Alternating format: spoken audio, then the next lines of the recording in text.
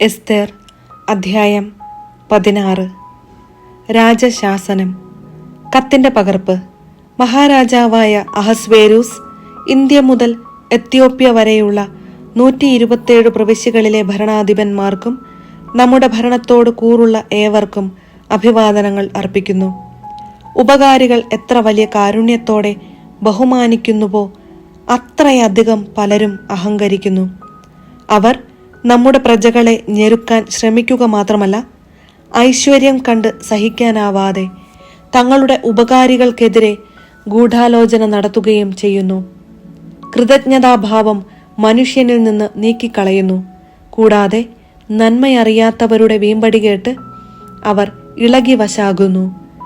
എല്ലാം എപ്പോഴും കാണുന്നവനും തിന്മ വെറുക്കുന്നവനുമായ ദൈവത്തിന്റെ നീതിയിൽ നിന്ന് രക്ഷപ്പെടാമെന്ന് സങ്കൽപ്പിക്കുന്നു.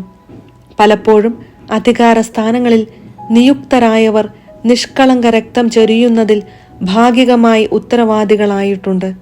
പൊതുകാര്യങ്ങളുടെ ഭരണം ഏൽപ്പിക്കപ്പെട്ടിട്ടുള്ള സ്നേഹിതന്മാരുടെ പ്രേരണ നിമിത്തം അപരിഹാര്യമായ ദുരിതങ്ങൾ അവർ വരുത്തി വെച്ചിട്ടുണ്ട്. ഇവർ തങ്ങളുടെ ദുസ്വഭാവത്തിൽ നിന്നു വരുന്ന നീചമായ വഞ്ചന നിമിത്തം തങ്ങളുടെ പരമാധികാരികളുടെ ആത്മാർത്ഥമായ സന്മനസ്സിനെ കബളിപ്പിക്കുന്നു.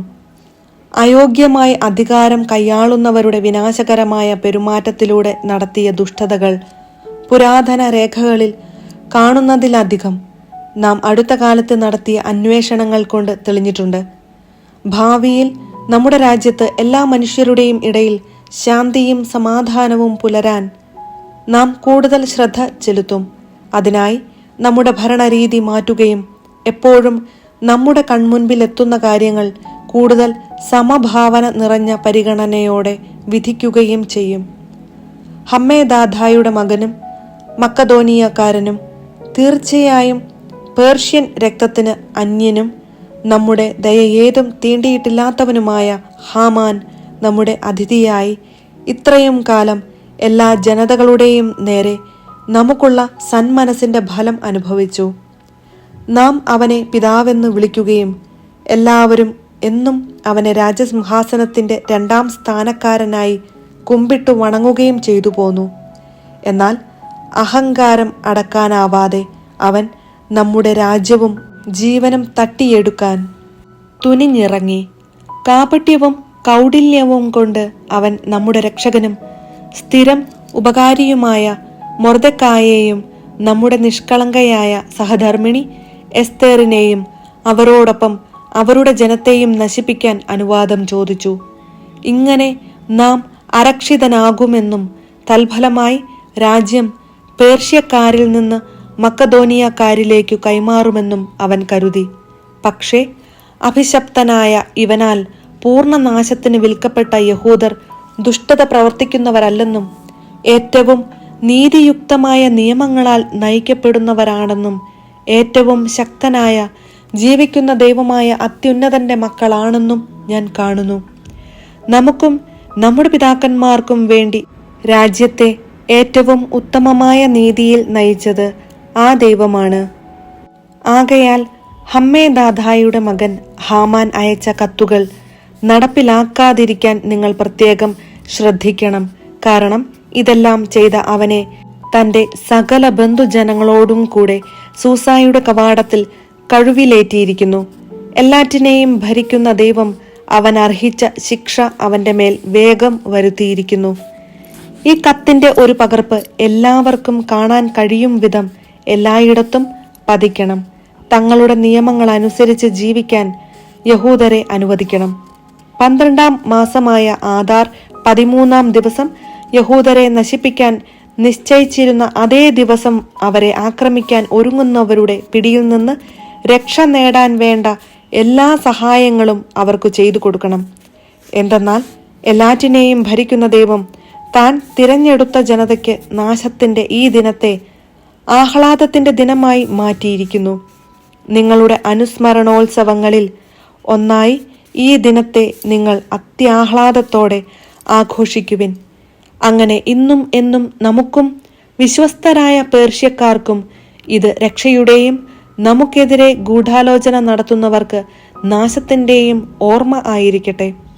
ഇങ്ങനെ പ്രവർത്തിക്കാത്ത എല്ലാ നഗരവും ഗ്രാമവും ഒന്നൊഴിയാതെ കുന്തം കൊണ്ടും തീ കൊണ്ടും ക്രോധത്തോടെ നശിപ്പിക്കപ്പെടും. അവ മനുഷ്യർക്ക് കടക്കാൻ കൊള്ളാത്തതും മൃഗങ്ങൾക്കും പക്ഷികൾക്കും പോലും എല്ലാ കാലത്തേക്കും ഏറ്റവും വെറുക്കപ്പെട്ടതും ആയിത്തീരും. എസ്തർ അധ്യായം 8. യഹൂദരുടെ ആഹ്ലാദം.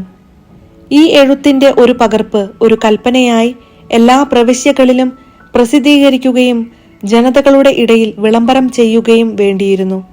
ആ ദിവസം യഹൂദർ തങ്ങളെ ആക്രമിക്കുന്ന ശത്രുക്കൾക്കെതിരെ പ്രതികാരം ചെയ്യാൻ തയ്യാറാകേണ്ടിയിരുന്നു. അതുകൊണ്ട് രാജാവിന്റെ സേവനത്തിന് ഉപയോഗിച്ചിരുന്ന വേഗമേറിയ കുതിരയുടെ പുറത്ത് രാജകൽപ്പനയനുസരിച്ച് ദൂതന്മാർ ശീഘ്രം പുറപ്പെട്ടു. വിളംബരം തലസ്ഥാനമായ സൂസായിൽ പ്രസിദ്ധപ്പെടുത്തി.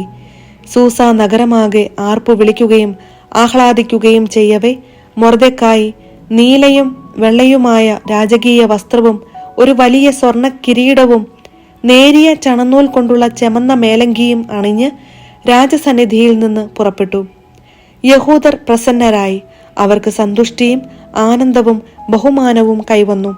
രാജകൽപ്പനയും വിളംബരവും എത്തിയ സകല പ്രവിശ്യകളിലും നഗരങ്ങളിലും യഹൂദർ സന്തോഷിക്കുകയും ആഹ്ലാദിക്കുകയും ചെയ്തു. അവർക്ക് അത് വിശ്രമത്തിന്റെയും ഉത്സവാഘോഷത്തിന്റെയും ദിവസമായിരുന്നു. രാജ്യത്തെ ആളുകളിൽ അനേകം പേർ തങ്ങൾ യഹൂദരാണെന്ന് പ്രഖ്യാപിച്ചു. എന്തെന്നാൽ യഹൂദരെ കുറിച്ചുള്ള ഭയം അവരെ പിടികൂടിയിരുന്നു. എസ്തർ അധ്യായം 9. യഹൂദരുടെ പ്രതികാരം. 12-ാം മാസമായ ആദാർ 13-ാം ദിവസം രാജാവിന്റെ കൽപ്പനയും വിളംബരവും നിർവഹിക്കപ്പെടേണ്ട ആ ദിവസം, യഹൂദരെ കീഴടക്കാമെന്ന് അവരുടെ ശത്രുക്കൾ പ്രതീക്ഷിച്ചിരുന്ന ആ ദിവസം, യഹൂദർ തങ്ങളുടെ ശത്രുക്കളുടെ മേൽ വിജയം നേടുന്ന ദിവസമായി മാറി.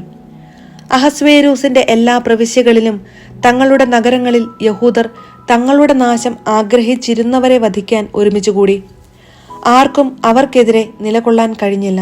കാരണം അവരെക്കുറിച്ചുള്ള ഭയം അത്ര കണ്ട് എല്ലാ ജനതകളെയും ബാധിച്ചിരുന്നു.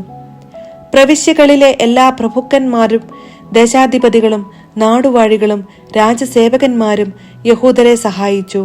കാരണം അവർ മൊർദെഖായെ ഭയന്നു. മൊർദെഖായ് രാജാവിന്റെ ഭവനത്തിൽ ഉന്നതനായിരുന്നു. അവന്റെ കീർത്തി സകല പ്രവിശ്യകളിലും വ്യാപിച്ചു. അങ്ങനെ മൊർദെഖായ് കൂടുതൽ കൂടുതൽ ശക്തനായി തീർന്നു. യഹൂദർ തങ്ങളുടെ സകല ശത്രുക്കളെയും വാളിനിരയാക്കി നശിപ്പിച്ചു. തങ്ങളെ വെറുത്തിരുന്നവരോട് ഇഷ്ടമുള്ളതെല്ലാം അവർ ചെയ്തു. തലസ്ഥാനമായ സൂസായിൽ മാത്രം യഹൂദർ 500 പേരെ വധിച്ചു. പാർഷാൻ ദാഥ, ദാൽഫോൻ, അസ്പാധ, പൊറോധ, അദാലിയ, അരിദാഥ, പർമാഷ്ത, അരിസായ്, അരിദായ്, വൈസാധ എന്നിങ്ങനെ ഹമ്മേദാഥായുടെ മകനും യഹൂദരുടെ ശത്രുവുമായ ഹാമാന്റെ 10 പുത്രന്മാരെയും അവർ വധിച്ചു. എന്നാൽ അവർ കവർച്ച നടത്തിയില്ല. തലസ്ഥാനമായ സൂസായിൽ കൊല്ലപ്പെട്ടവരുടെ സംഖ്യ അന്നു തന്നെ രാജാവിനെ അറിയിച്ചു. രാജാവ് എസ്തർ രാജ്ഞിയോട് പറഞ്ഞു, തലസ്ഥാനമായ സൂസായിൽ യഹൂദർ 500 പേരെയും കൂടാതെ ഹാമാന്റെ 10 പുത്രന്മാരെയും കൊന്നിട്ടുണ്ട്. അപ്പോൾ രാജാവിന്റെ മറ്റു പ്രവിശ്യകളിൽ അവർ എന്തുതന്നെ ചെയ്തിരിക്കയില്ല. ഇനി നിന്റെ അപേക്ഷ എന്താണ്? അത് നിനക്കു ഞാൻ സാധിച്ചു തരാം.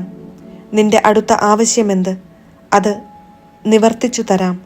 എസ്തർ പറഞ്ഞു, രാജാവിന് ഇഷ്ടമെങ്കിൽ ഇന്നത്തെ വിളംബരമനുസരിച്ച് നാളെയും പ്രവർത്തിക്കാൻ സൂസായിലുള്ള യഹൂദരെ അനുവദിച്ചാലും ഹാമാന്റെ 10 പുത്രന്മാരെയും കഴിവിലേറ്റട്ടെ. അങ്ങനെ ചെയ്യുന്നതിന് രാജാവ് കൽപ്പന നൽകി. സൂസായിൽ ഒരു വിളംബരം പുറപ്പെടുവിക്കുകയും ഹാമാന്റെ 10 പുത്രന്മാരെയും തൂക്കിലിടുകയും ചെയ്തു.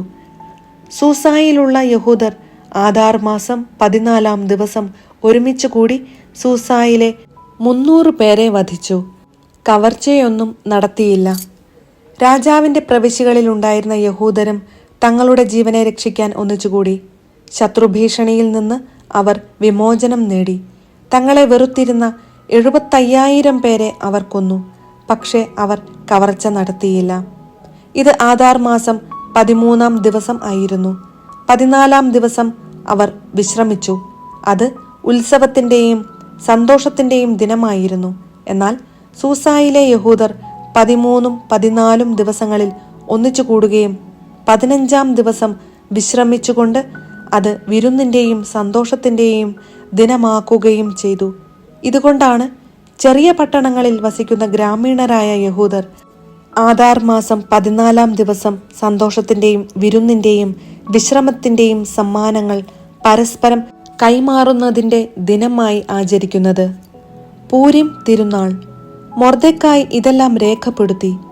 അഹസ്വേരൂസ് രാജാവിൻ്റെ സകല പ്രവിശ്യകളിലുമുള്ള സമീപസ്ഥരും വിദൂരസ്ഥരുമായ സകലർക്കും യഹൂദർക്കും എല്ലാ വർഷവും ആദാർ മാസം 14 15 ദിവസങ്ങൾ ശത്രുക്കളിൽ നിന്നുള്ള മോചനത്തിൻ്റെ ദിനങ്ങളായും ആ മാസം ദുഃഖം സന്തോഷമായും വിലാപം വിശ്രമമായും തീർന്ന മാസമായും ആചരിക്കണമെന്ന് അവൻ എഴുതി. വിരുന്നിൻ്റെയും സന്തോഷത്തിൻ്റെയും ദിനങ്ങളായി പരസ്പരം സമ്മാനങ്ങളും ദരിദ്രർക്ക് ദാനങ്ങളും കൊടുക്കുന്ന ദിനങ്ങളായി അത് ആചരിക്കണമെന്നും അവൻ എഴുതി. അങ്ങനെ തങ്ങൾ ആരംഭിച്ചതുപോലെയും മൊർദെഖായി എഴുതിയതുപോലെയും യഹൂദർ ആചരിച്ചു തുടങ്ങി. കാരണം അഗാഗ്യനും ഹമ്മേദാഥായുടെ മകനും സകല യഹൂദരുടെയും ശത്രുവുമായ ഹാമാൻ യഹൂദരെ നശിപ്പിക്കാൻ ഗൂഢാലോചന നടത്തുകയും അവരെ തകർത്ത് ഇല്ലാതാക്കാൻ പൂര് അഥവാ നറുക്ക് ഇടുകയും ചെയ്തിരുന്നു. എന്നാൽ എസ്തർ രാജസന്നിധിയിലെത്തിയപ്പോൾ യഹൂദർക്കെതിരെയുണ്ടാക്കിയ അവന്റെ ദുഷ്ടമായ ഉപായം അവന്റെ തലയിൽ തന്നെ പതിക്കുന്നതിനും അവനെയും അവന്റെ മക്കളെയും കഴിവിലേറ്റുന്നതിനും വേണ്ടി രാജാവ് കൽപ്പന എഴുതിക്കൊടുത്തു. ആകയാൽ പൂര് എന്ന പേരിൽ നിന്ന് അവർ ഈ ദിവസങ്ങളെ പൂരിം എന്നു വിളിച്ചു. ഈ കത്തിൽ എഴുതിയിരുന്നതും ഇക്കാര്യത്തിൽ തങ്ങൾക്ക് നേരിടേണ്ടി വന്നതും സംഭവിച്ചതുമായ കാര്യങ്ങളും നിമിത്തം തങ്ങളും തങ്ങളുടെ സന്തതികളും തങ്ങളോട് ചേരുന്നവരും എഴുതപ്പെട്ടതനുസരിച്ച് മുടക്കം കൂടാതെ ഓരോ വർഷവും ഈ സമയത്ത് ഈ 2 ദിവസങ്ങളും ഓരോ തലമുറയിലും ഓരോ കുടുംബത്തിലും പ്രവിശ്യയിലും നഗരത്തിലും ഓർമ്മിക്കുന്നതിനും ആഘോഷിക്കുന്നതിനും പൂരിം ദിനങ്ങൾ മറന്നുകളയുകയോ ഈ ദിനങ്ങളുടെ ഓർമ്മ തങ്ങളുടെ സന്തതികളുടെ ഇടയിൽ നിന്ന് മാഞ്ഞു പോവുകയോ ചെയ്യാതിരിക്കുന്നതിനും വേണ്ടി യഹൂദർ നിയമം നിർമ്മിക്കുകയും അപ്രകാരം ആചരിച്ചു പോരുകയും ചെയ്തു. അബിഹായിലിന്റെ മകളായ എസ്തർ രാജ്ഞിയും യഹൂദനായ മൊർദെഖായും പൂരിമിനെ സംബന്ധിക്കുന്ന ഈ 2ാമത്തെ കത്തിന് രേഖാമൂലം ആധികാരികമായ സ്ഥിരീകരണം നൽകി. സമാധാനത്തിന്റെയും സത്യത്തിന്റെയും വാക്കുകളിൽ അഹസ്വേരൂസിന്റെ 127 പ്രവിശ്യകളിലും ഉള്ള സകല യഹൂദർക്കും കത്തുകൾ അയച്ചു.